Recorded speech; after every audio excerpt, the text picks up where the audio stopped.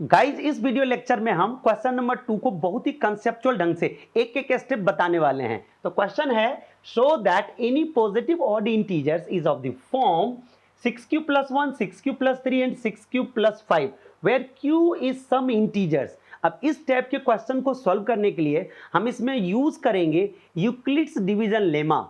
और Euclid's division lemma कहता है कि given positive integers a and b there exist unique integers q and r satisfying a is equal to bq plus r where r is greater than is equal to 0 and less than is equal to b।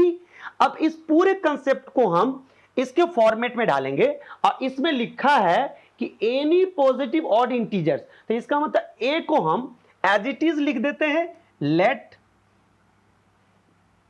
a be any positive odd integer मान लिया हमने। अब इसी तरह से जो इसमें b है, अब ये तो b इन जनरल है, अब हम इसको पर्टिकुलर क्वेश्चन में डालने वाले हैं। तो इसमें देखिए b के जगह पर 6 लिखा है, तो यहां पर लिखते हैं and b is equal to 6 और यहां पर एक चीज मेंशन कर दीजिए a इज ग्रेटर देन 6।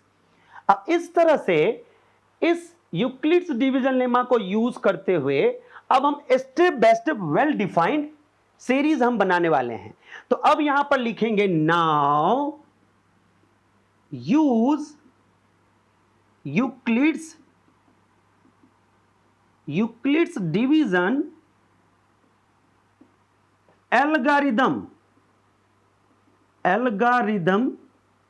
तो क्या होगा, a इज इक्वल टू यहां पर बी क्यू प्लस आर और b क्या है 6 है, तो यहां पर हम ये लिख सकते हैं where r is less than is equal to 0 less than is equal to b। अब इस पूरे को अगर लिखेंगे तो ये लिखेंगे 6q प्लस r। अब यहां पर क्या लिखेंगे where r is equal to 0 1 2 3 4 और यहां पर 5 तक लिख देंगे। तो देखिए ये पूरे स्टेप्स को, जो हमारा एक इन जनरल स्टेप होता है स्टेटमेंट, इसको हमने एक पर्टिकुलर इसके अंदर हमने डाल दिया कंडीशन के अंदर, जिसमें b के जगह पर क्या है 6 है। अब जब हम किसी भी नंबर को 6 से डिवाइड करेंगे तो रिमाइंडर 0 1 2 3 4 5 यही सब देगा। अब इसको अलग अलग केसेस में हम लिख लेते हैं। अब केस 1 है a is equal to 6q, अगर रिमाइंडर 0 दिया तो ये दूसरा क्या देगा, इस तरह से देगा, इसका अगला ये ऐसे देगा कंडीशन, इस तरह से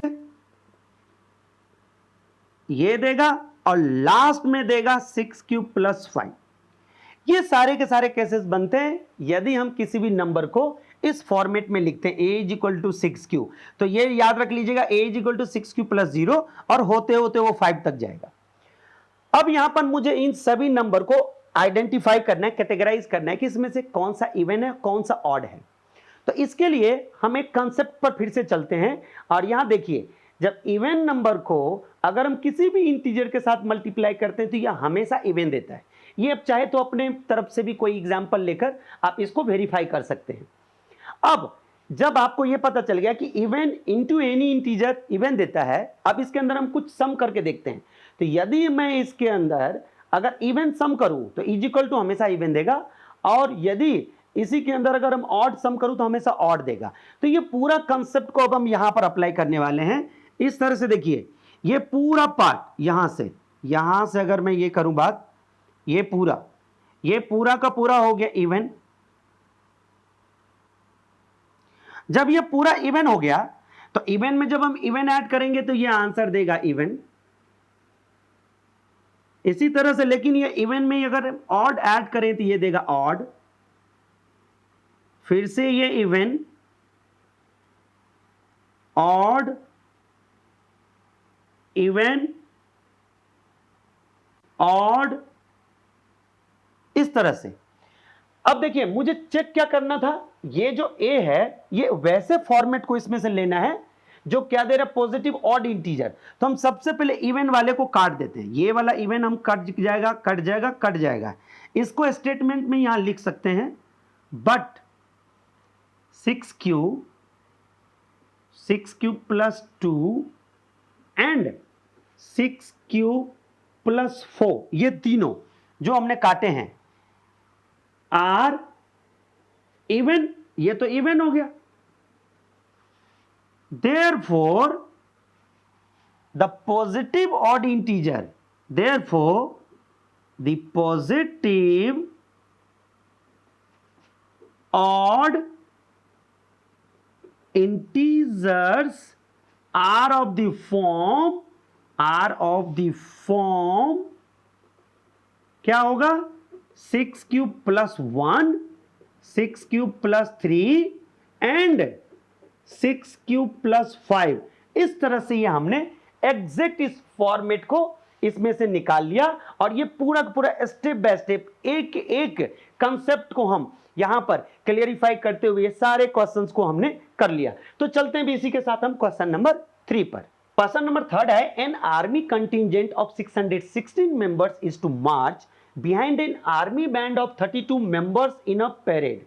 The two groups are to march in the same number of columns. What is the maximum number of columns in which they can march? अब इस पूरे क्वेश्चन को हम सिंप्लीफाइड करके आपको बताते हैं। इसमें लिखा है 616 मेंबर्स का एक कोई आर्मी कंटिजेंट है, जिसको एक परेड में एक बैंड के पीछे 32 मेंबर्स को मार्च करनी है। अब यदि इन सभी को इक्वल, देखते हैं लिखा है सेम नंबर ऑफ कॉलम्स में दो ग्रुप में मार्च करनी है, तो बताइए कि मैक्सिमम नंबर ऑफ कॉलम्स कितने होंगे। अब इसको समझने के लिए हम इसमें ट्रिक निकालते हैं कि इस क्वेश्चन का ट्रिक क्या है। तो ट्रिक ये है कि यहां पर आपको देखिए डेटा जो निकालना है वो मैक्सिमम नंबर। तो यहां पर एक बात याद रखिए हमेशा के लिए कि जब भी गिवन डेटा हो और आपको रिजल्ट निकालना हो मैक्सिमम के फॉर्मेट में, तो हमेशा दिए हुए डेटा का एचसीएफ निकालते हैं, और यदि मिनिमम अगर नंबर निकालना होता तो हम गिवन डेटा का एलसीएम निकालते हैं। तो ट्रिक बहुत ही क्लियर है, बहुत ही सिंपल है। तो चलिए हम डायरेक्ट इस ट्रिक को अप्लाई करते हैं। तो लिखेंगे the maximum number of columns, तो maximum number of columns is equal to, अब जो ट्रिक है वो अप्लाई कर दीजिए, तो ये हो जाएगा एचसीएफ ऑफ, अब हमारे पास डेटा कौन कौन सा, एक तो ये है और एक ये है, तो लिख देते हैं 616 एंड 32। अब अगर एचसीएफ निकालने की बात किया जाए तो एचसीएफ के बहुत सारे मेथड होते हैं। एक तो आप लॉन्ग डिवीजन मेथड से भी कर सकते हैं, दूसरा प्राइम फैक्टराइजेशन के मेथड से कर सकते हैं, और चूंकि इस एक्सरसाइज के अंदर एचसीएफ निकालने का एक मेथड है जिसका नाम है यूक्लिड्स डिवीजन एल्गोरिथम, तो हम प्रेफर करेंगे और आप लोग भी ट्राई करिए कि इसके अंदर हम यूक्लिड्स डिवीजन एल्गोरिथम ही लगाएं। तो क्या लिखेंगे, using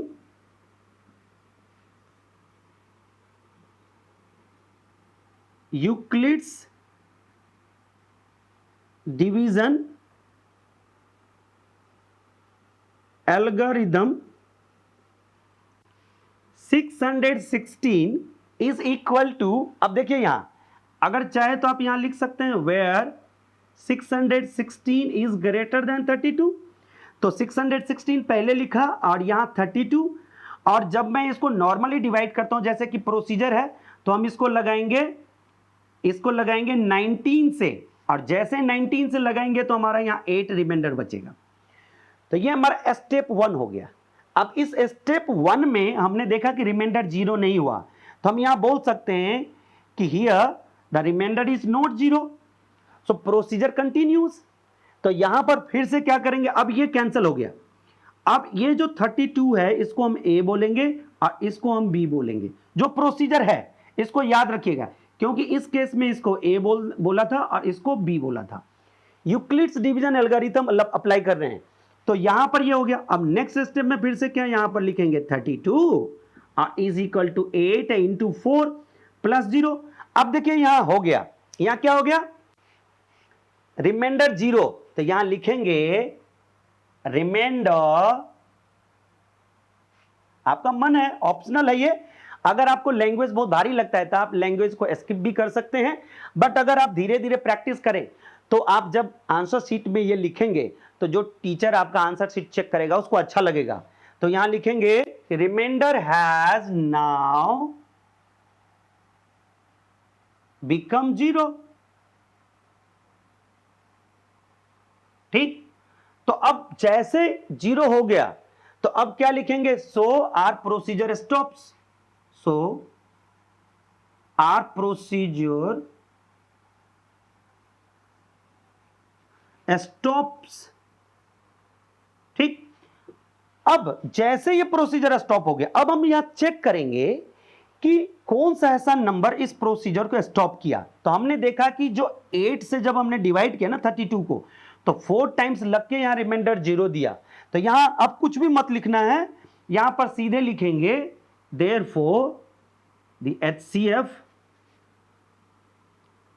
HCF of 616 and 32 is equal to 8, और यही हमारा क्या हो गया, hence the maximum number क्या हो गया, hence the maximum number of, जो यहां से कॉलम निकालना था, maximum number of columns is equal to 8, और यही हमारा फाइनल आंसर हुआ। तो इस तरह से हमने ये इस वीडियो लेक्चर के अंदर हमने दोनों क्वेश्चन को बहुत अच्छी तरह से सॉल्व कर लिया। तो यदि ये वीडियो आपको अच्छी लगी हो तो प्लीज इसे लाइक करके अपने दोस्तों को शेयर करें, और यदि आप नए हैं तो इसे सब्सक्राइब भी कर लें ताकि इस तरह के क्वालिटी वीडियो सबसे पहले आप तक पहुंचे। Thank you for watching.